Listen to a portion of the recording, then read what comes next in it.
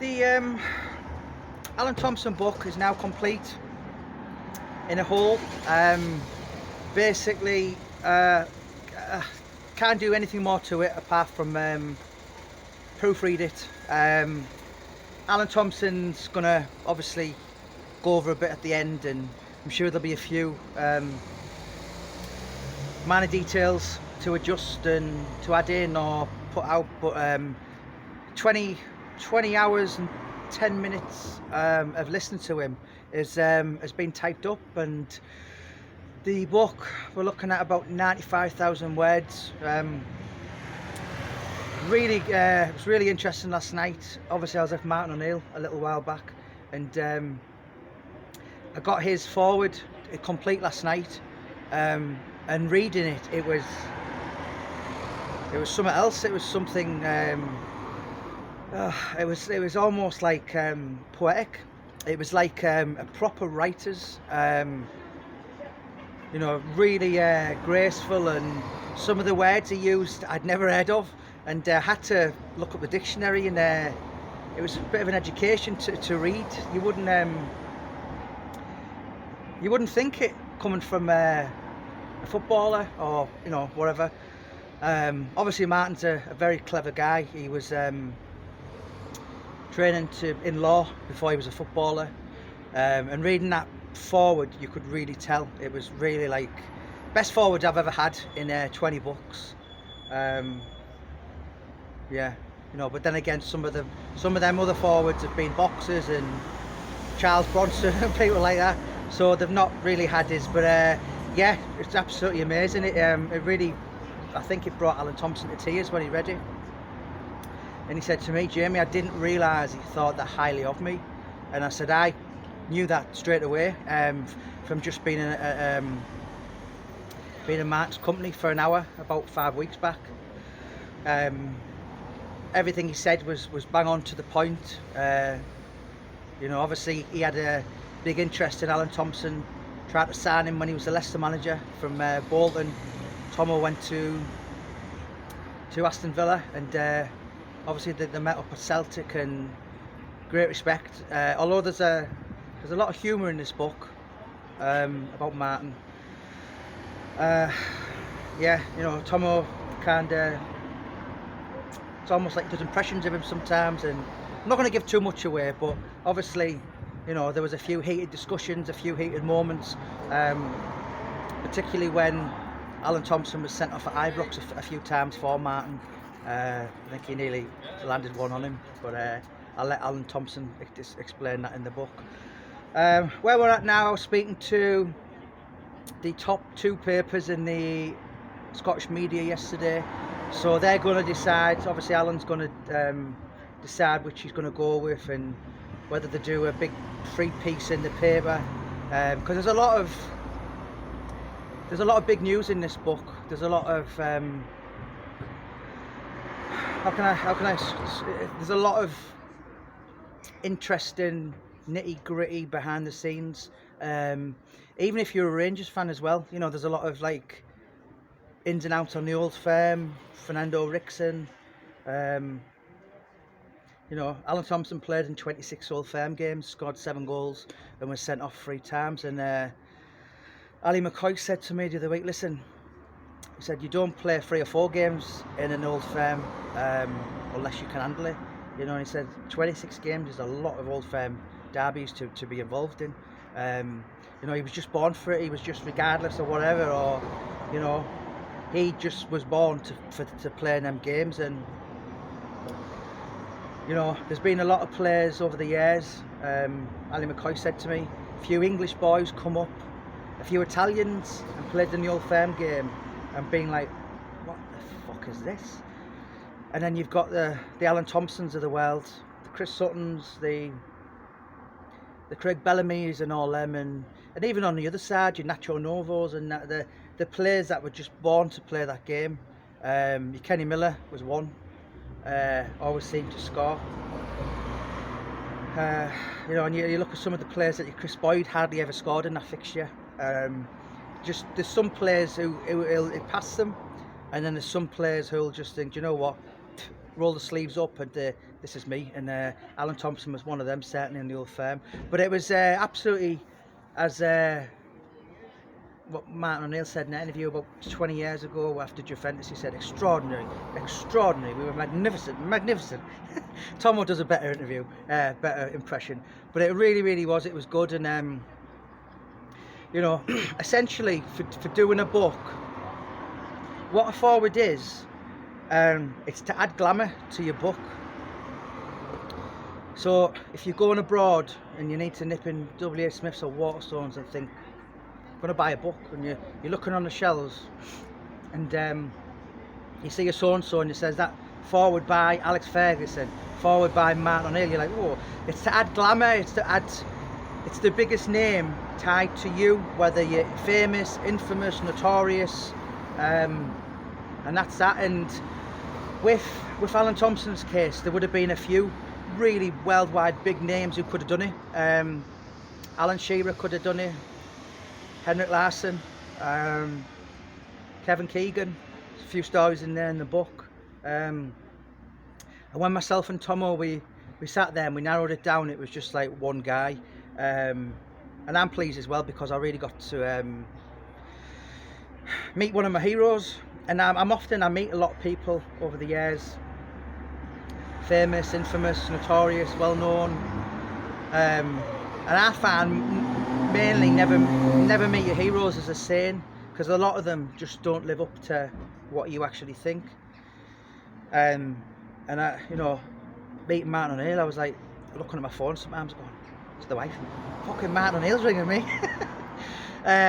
You know, I was a bit starstruck. But yeah, it was a really, you know, when you read it yourself, you find out. And I think Martin was as honoured as we were for him to do it. And they were together a long time. They played together.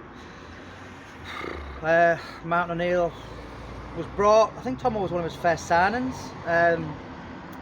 So, and then obviously Martin left 2005 when his better half was ill after the Scottish Cup final. So they had 5 full seasons together. So I think Alan Thompson made the correct decision. And obviously for the book as well, because it's really a proper magical, you know, as I said, I think Alan's read it a few times and been brought to tears, but it is really, really good. I know as an ex-footballer, face or whatever, manager, I didn't expect him to be quite as good as that. So really, really good. And of course I'm looking forward to sending Martin a book when it's out. So Alan will be going over this book next week. So the probability is, what we're on now, August, could be looking to be on the Kindle September, latest October. So that's the way we're looking at. We penciled in an autumn date, well before Christmas. You know, a lot of people ask me and they say, what's the best book you've done? And I normally say The Whole of the Moon, because that was the one that took me from part-time to being full-time. That was the one that done ridiculous amount of sales, tens of thousands. But this is the one I'm most proud of, because obviously anyone knows me, I've always, you know, been brought up with like Scottish parents, lived in Scotland, so I've always been fanatical Celtic. You know, and I was, that I described as being punching a bit above my weight when I got this book. And to be honest, it's like my masterpiece. It really is. I'm really, really kind of proud of it. I'm really proud I had the Alan Thompson give me this opportunity. You know, it sounds a cliche and it sounds really cheesy and bullshit, but he was actually one of my favourite players ever. So, you know, it's like when I started writing books 5 years ago, 6 years ago, I didn't know if I was any good. I didn't even know if it would make any money. All I knew is I was obsessed with Paul Sykes and I wanted to know more about him, and I would have done it for free. And as I got into doing it, I thought, well, I could actually make something of myself here. And that's the way it's progressed. I've kind of been an accidental author, if you like. But to do someone like Alan Thompson's, I'm greatly interested in true crime, but you can't really say a criminal is a hero of yours, or you can't look up to somebody like, you can be interested in them. I'm interested in Adolf Hitler, but you know, the monster. But you know, people like your Alan Thompsons, and I hope it's now going to open a new path for me. You know, being involved with more football, boxing. As I said, you know, I've got Junior Witters, I think maybe on the back of this. You know, so Junior Witter was a world champion boxer, so I want to go into your footballers big time. I really, really do. Yeah, so it's just been an absolute privilege and an honour. And I'm really looking forward to next week sending the full book to Alan and saying, right, and just showing him how much of a right decision he made in picking myself to do the book. But anyway, guys, the book is really interesting. It's funny, it's serious, humorous, it's a bit of piss take in it. Thompson has had his issues. He's been, you know, he's had the worst part of his life the last couple of years, but that's not really who he was. Who he was the Celtic dressing room joker, if you like, him and Chris Sutton, Big Daddy and Giant Haystacks, Paul Lambert said to me. And they were a tag team, and for years they terrorised people. You know, lots of crazy things. Alan would be a bit annoyed if I started reeling them off, but there's a lot of funny humour and banter, and yeah, and I not only did I do the book with Alan, I went and spoke to probably 25 people, boxers, athletes, footballers, very famous names, but they've all had a link, they've all got a story with Alan Thompson, whether it's a funny one or, you know, he's yeah, Peter Beagrid the other day, yeah, lots of just links to him, and it brightens the book up because there is some sad parts towards the last third of the book, which I couldn't really do nothing about, but I didn't want it to be a depressing read, so I've kind of brightened it up a little bit with your Ali McCoy's and your Chris Suttons and your John Hartsons and your, you know, some piss takers, and some people who just rip Alan Thompson to bits, but in a nice way, like John McGinley, the Bolton teammate of his, said he looks like Hooch from Turner and Hooch, the film. That was his nickname. No doubt Alan will, his nickname when this book comes out will be branded Hooch forever. Neil Lennon called him it forever. But as I said, it's, you know, it's been an absolute massive proud honour, and I just hope this is the first of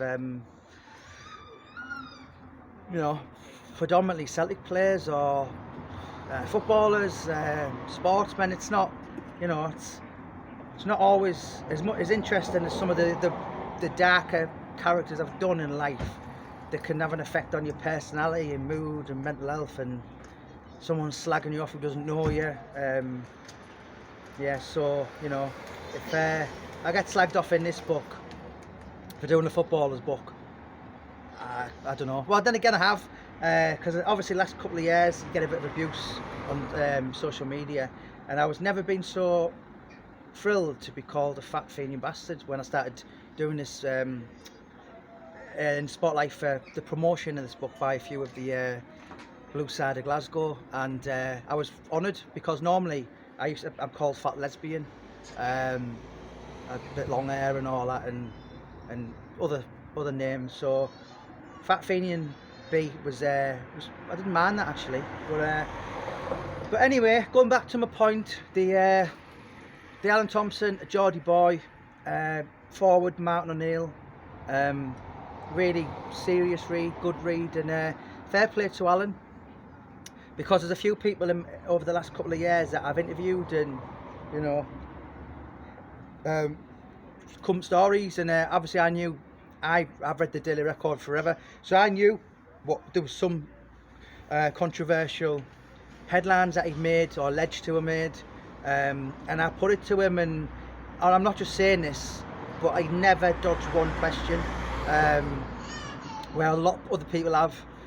Honestly, he's the first where he was just full lot, full shebang, warts and all.